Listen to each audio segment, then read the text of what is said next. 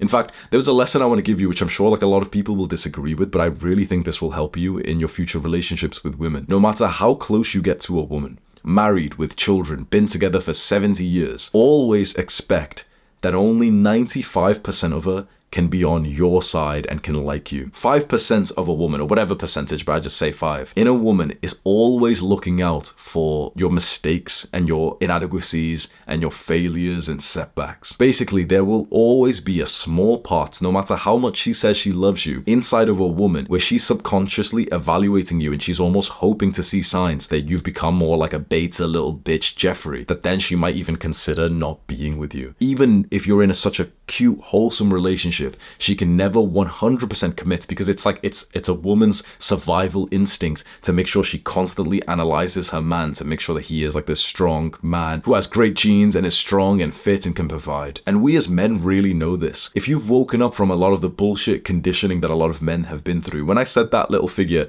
95% of her likes you, but a small part of her will always be kind of making sure that you're still a strong guy, because if you're not, she might want to jump ship. The guys who kind of understand women will know exactly what I'm talking about. But it makes me wonder why the baseline, like it's the natural state of men in the modern day who don't understand women and start being like these clown entertainers to her. So what exactly do you do? Like, I want to give you some practical advice to stop being a clown, start living like a really great life which is attractive to girls, and actually be that kind of confident guy who girls want to be with and you don't feel like you're some clown. The single biggest thing you can do is to set yourself some massive goals that really mean a lot to you. So the goal is, like, for example, you know, getting really fit and building a really aesthetic body. The goal is leveling up in your business or doing so well in your studies. That becomes kind of like your mission, your purpose layer as a man. And that becomes like what starts to take up all your thoughts. And when you start getting obsessive thoughts over a girl, which does happen, you almost meditate back on the goal of, you know, making the money, getting the grades, or getting fit.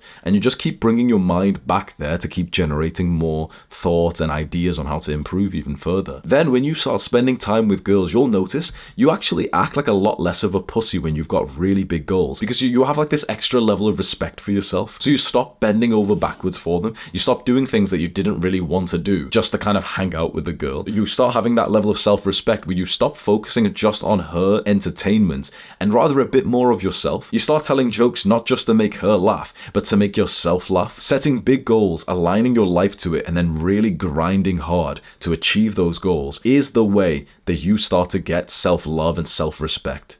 So once you have that, you'll stop being like this clown who's willing to, you know, tell these self-deprecating jokes. I look back, you know, it was cute, it was wholesome. I'm 13 years old, so I'm not like judging myself that much. But I do look back and just think of how different things could have been if I actually had like a goal that gave me a sense of accomplishments and self-worth. I wouldn't have been that clown who was getting his school uniform dirty just to get a shred of attention and recognition from the girls. I would have been more of that confident guy just walking with the girls, asking them questions, teasing them, having a fun time with them. And then maybe one of them would have turned into like my girlfriend back then. So even if you're not even a young guy in high school, but you know, you're 20, 25 years old and you still be like struggling in the dating market, I really want you to just consider living more of that sort of like James Bond lifestyle where you have that big mission that you really care about that takes up your mind, and you like women integrated into your life, but you'll never do that clown shit where you'll just embarrass yourself just so that she laughs a little bit. With that level of self-respect, you'll actually get more attraction, like primal sexual attraction from women, and you'll also just respect yourself more, which is really nice.